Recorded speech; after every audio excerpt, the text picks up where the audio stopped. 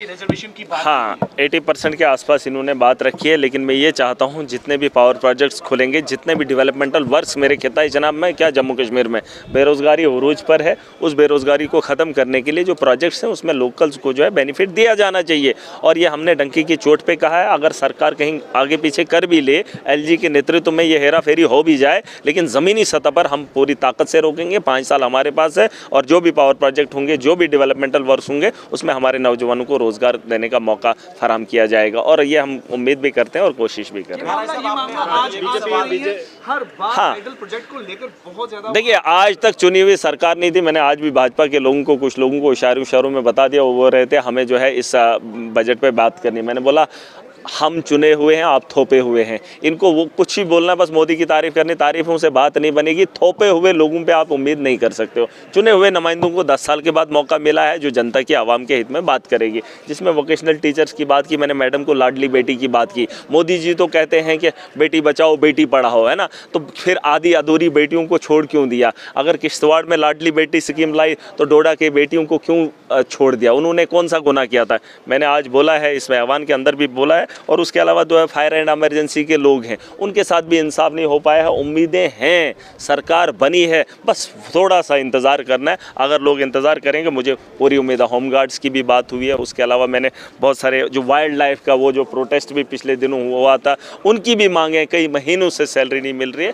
देखिए सरकार को काम करना पड़ेगा, वोट लिए हैं। मैंने कल कहा था, एक शख्स ने टोपी उतार दी थी और ये कहा था हमारा मसला हल करो। उमर साहब ने चुनाव में टोपी उतारी थी, लोगों ने सम्मान रखा था, इज्जत रखी थी, वोट की ताकत से आज मुख्यमंत्री बनाया है। आज अगर जनता टोपी फैला रही है, दामन फैला रही है, तो उमर साहब को उन लोगों का ख्याल करना चाहिए। और इस सरकार से हाँ, ये देखिए मैं तो चाहता हूँ, मैंने पहले बार जब मैं सदन में गया था, मैंने तकरीर में कहा था कि बीजेपी वालों को बोलने दो, मज़ा तो तब आएगा जब लोग इनको सुनेंगे। और अगर ये ना भी बोले, अब इनके सवालों का चिट्ठा मेरे पास पहुंचा है, इनके सवाल देख लेना। मेरे 3 सवाल अभी तक हाउस के अंदर आए हैं, आप उन्हें भी देख लेना, और जो पुराने नेताओं के सवाल हैं उन्हें भी देख लेना।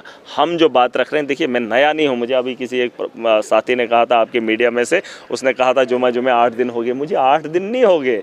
ये जो अयाश परस लोग हैं, जो मालदार हैं, जो लाडले हैं, उन्हें 8 दिन है।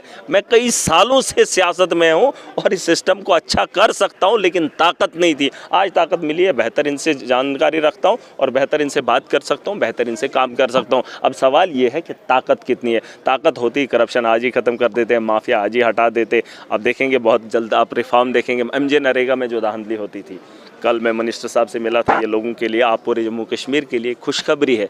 इस बार मटेरियल के अंदर जो धांधली होती थी वो अब नहीं होगी।